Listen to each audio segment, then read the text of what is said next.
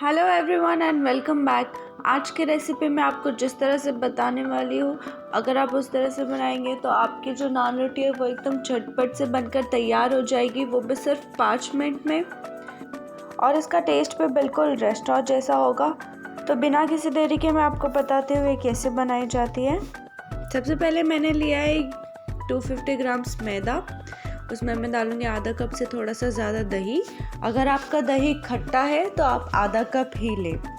मैं आपको जो मेजरमेंट बताऊँगी वो 250 ग्राम मैदा के हिसाब से बताऊँगी।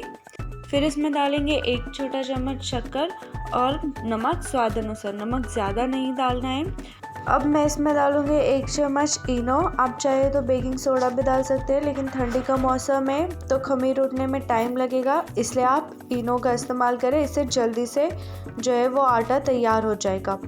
फिर उसके बाद मैंने इसमें डाला है 1 बड़ा चम्मच तेल और इन सब चीज़ों को अच्छी तरह से मिक्स कर लेंगे ताकि हमें पता चल जाए कि पानी का कितना इस्तेमाल करना है। उसके बाद मैं इसमें पानी डालकर इसका एक सॉफ्ट डो बना लूँगी। लेकिन ध्यान रहे कि आप जब सॉफ्ट डो बना रहे हो तो जो पानी आपने लिया है वो हल्का सा गुनगुना रहे या फिर गर्म पानी ले। अगर आप ठंडा पानी लेते हो तो आटे को रूम टेम्परेचर पर आने में ही टाइम लग जाएगा, इसलिए आप पहले से ही गर्म पानी लें।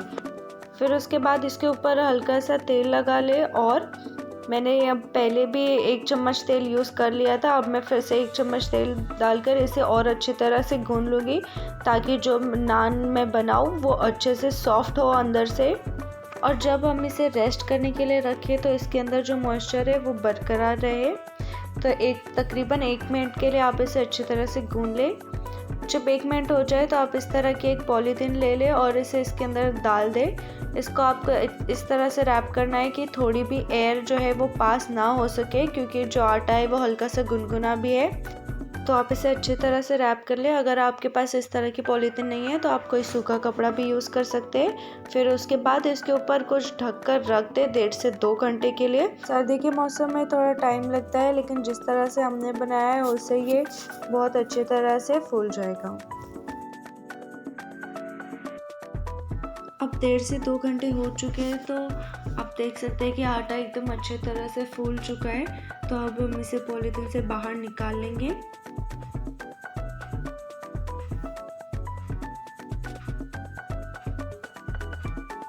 निकालने के बाद मैं आपको इसका टेक्सचर दिखाती हूँ कि ये अंदर से कितना ज़्यादा सॉफ्ट बना है और कितना अच्छा टेक्सचर है इसका।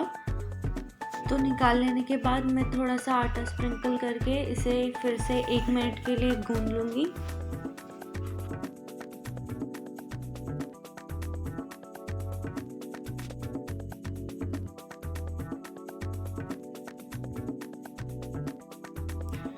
थोड़ा सा गूंद लेने के बाद मैं इसके छोटे छोटे पेड़े बनाऊँगी, यानी जितने भी साइज़ के आपको नान चाहिए आप उतने साइज़ का इसे बना सकते हैं।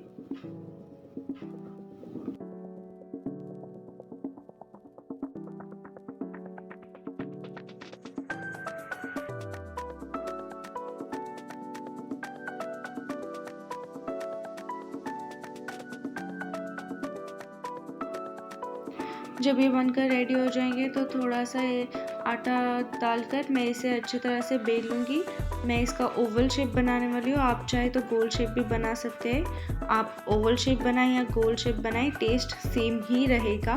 तो आप जो शेप में बनाना चाहे वो शेप में बनाएं। फिर उसके ऊपर मैं थोड़ा सा कलौंजी की जो बीज है मैं वो डालूँगी।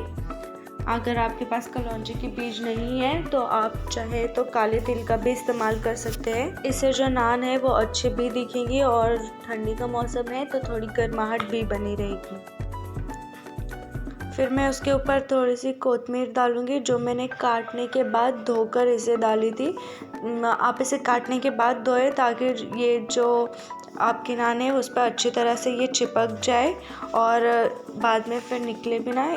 और फिर ये सब डालने के बाद आप 1 से 2 बार इसे फिर से बेल लें ताकि कलौंजी के बीज और कोतमीर जो दोनों है वो अच्छी तरह से इस पर चिपक जाए। ये देखिए ये एक तैयार हो गया। इसी तरह से आप बाकी सारे भी तैयार कर लीजिए।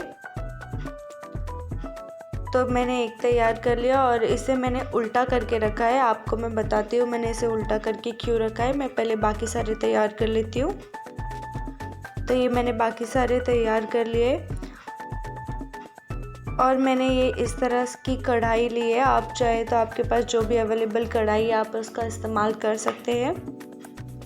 अब आपको क्या करना है, जो नान है वो उस पर आपको हल्का सा पानी लगाना है। आप किसी ब्रश की मदद से भी इस पर पानी लगा सकते हैं, लेकिन मैं आपको एक और इजी तरीका बताती हूँ कि आप पानी में हल्का सा हाथ डुबोइए और इसके ऊपर थोड़ा सा फेर दीजिए ताकि ये इवनली स्प्रेड हो जाए अच्छी तरह से। तो ये इजी मेथड आप यूज़ कर सकते हैं। इसी तरह से आप सारी नान पे पानी अच्छी तरह से फेर दीजिए, ज़्यादा नहीं, बस हल्का सा आपको डुबाना है अपना हाथ पानी में और फिर इसे इवनली स्प्रेड कर देना है। ये मैंने तैयार कर लिया। फिर आप क्या करें, जो आप अपने कढ़ाई ली है उसके ऊपर आप थोड़ा सा तेल अच्छी तरह से ग्रीस कर लें ताकि बाद में आप जब रोटी इस पर सेकें तो वो निकलते टाइम अच्छी तरह से निकल जाए, कहीं से टूटे नहीं, वरना आपकी सारी मेहनत बेकार हो जाएगी। तो मैंने ऑयल अच्छी तरह से इस पर ग्रीस कर लिया है। अब मैं इस पर गैस के ऊपर रखूँगी और मैंने फ्लेम ऑन नहीं की है अब तक। फ्लेम ऑन करने से पहले जो जितनी भी रोटियां मैंने बनाई है वो मैं इसके ऊपर चिपका दूंगी। आपको चिपकाना नहीं है, बस आप इसके ऊपर रख दीजिए तो ये अपने आप चिपक जाएगी, क्योंकि इसके ऊपर पानी और तेल पहले से ही लगा है। तो आप इसके ऊपर रख दें। आपके पास जो भी साइज़ की कढ़ाई आप उसका यूज़ कर सकते हैं। आप इन सब रोटियों को आराम से अच्छे से चिपका दीजिए। मैंने अब तक फ्लेम ऑन नहीं किया है, क्योंकि अगर मैं फ्लेम ऑन कर दूंगी तो कढ़ाई जो है वो गर्म हो जाएगी और फिर बाद में जो रोटियां है वो भी पकना स्टार्ट हो जाएगी। इसीलिए पहले मैंने अच्छी तरह से जो है कढ़ाई को सारी रोटियों को इसके ऊपर कढ़ाई को चिपका दिया है। अब मैं फ्लेम ऑन करूँगी और नहीं इसके ऊपर कढ़ाई में अपने आप हीट जो इवनली स्प्रेड हो जाएगी और ये हर रोटी के ऊपर अच्छे से लग जाएगी। तो आप कुछ देर के बाद देखेंगे कि इस तरह से बबल्स जो है वो आपकी रोटी पर आने लगेंगे।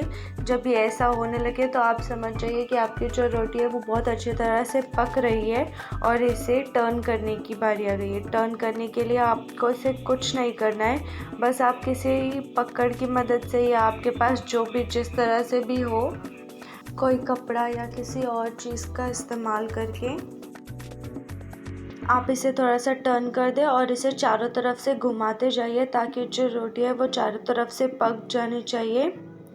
इसी तरह से आप सारी रोटी पका लें। आप देख सकते हैं इस तरह से जो सारी रोटियां हैं वो अच्छी तरह से पक जाएंगी और कढ़ाई को तेल से ग्रीस किया तो ये आसानी से निकल भी जाएगी। अगर आप कोई और मेथड यूज़ करना चाहें तो आप इसे निकाल लेने के बाद इस पे जो इस तरह से आप इसे थोड़ा सा सेक सकते हैं। आप देख सकते हैं इसके पीछे की तरफ भी कितना अच्छा सा ब्राउन कलर आ चुका है। आप इन दोनों में से कोई भी मेथड यूज़ कर सकते हैं, आपको जो भी इजी हो, आपको जो भी कंफर्टेबल लगे। इस तरह से आप सारी रोटियों को अच्छी तरह से सेक लें। तो आप देख सकते हो कि इसके ऊपर कितना अच्छा सा कलर आ चुका है और ये अच्छी तरह से पक भी चुकी है। तो आप चाहे तो इसके ऊपर बटर भी लगा सकते हैं या आप इसे ऐसे ही सर्व कर सकते हैं। तो लीजिए, आपके 5 मिनट से भी कम टाइम में कितनी अच्छी तरह से नान रोटी तैयार हो गई है। और